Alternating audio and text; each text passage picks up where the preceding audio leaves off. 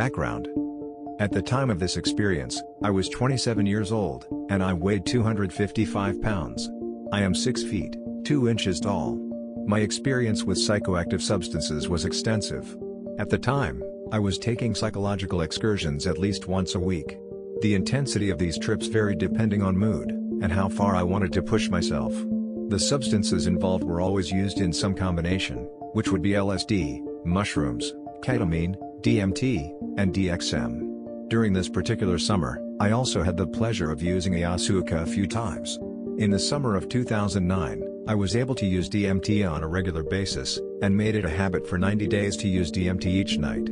Essentially, my point here is I have been to the deepest end of the pool, and it's where I am most comfortable. Experience. It was around 2:30 a.m.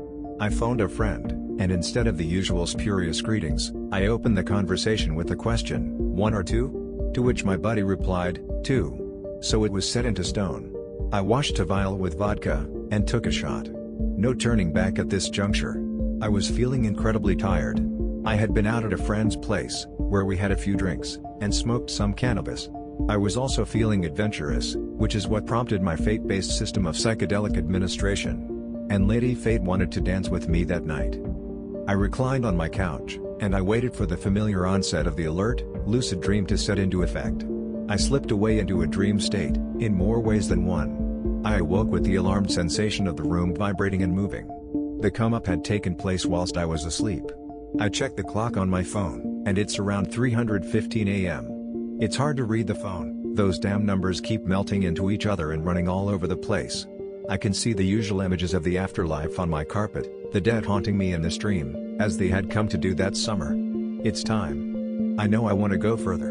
I load up a glass bowl with a little cannabis resin, and approximately 50 milligrams of DMT that I had weighed out prior to calling my friend. I also weigh out 200 milligrams of ketamine. I take the ketamine over 2 lines, and lick the CD case. I quickly pick up my bowl, and brace myself. I take the DMT over 3 hits. As I had come to perfect, I take in 3 hits over about 50 seconds, with just enough time to place my bowl out of harm's way. The familiar synergy of DMT and LSD, it's like having a 5-star orgasm shot directly into my veins. I feel the warmth rocketing over me, the vibration of life shaking erectly and sporadically as it increases with power and tempo. I can see the curtain approaching. Darkness.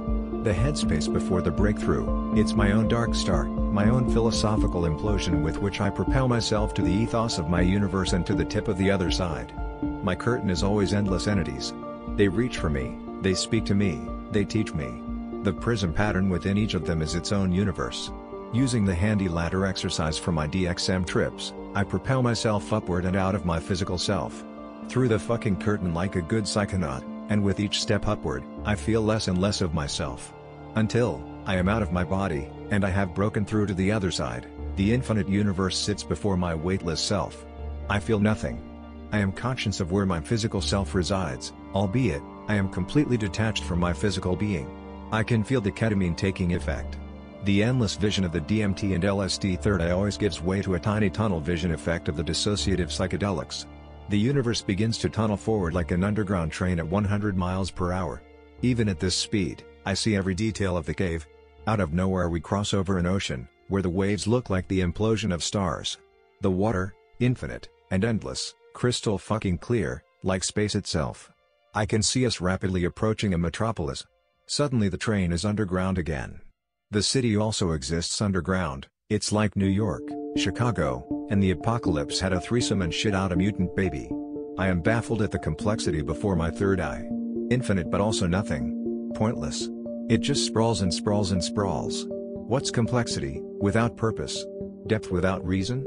Beauty without the explanation and understanding? It's fucking nothing. Space. Occupied by those that think they see it.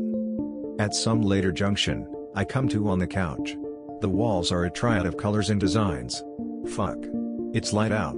My phone, which is still melting, reads 7:45 a.m. I stumble over to my fridge. I am beer. I know better. I return to the couch, and try to collect myself. I'm in a thought loop of what is and isn't real. I'm having a real hard time processing that what just happened was a hallucination and not reality. Reality has been blurred. The void will do that. Dreams can be reality? Or can they? My mind is spinning. I keep thinking, is this as far as I can go? I never found the answer,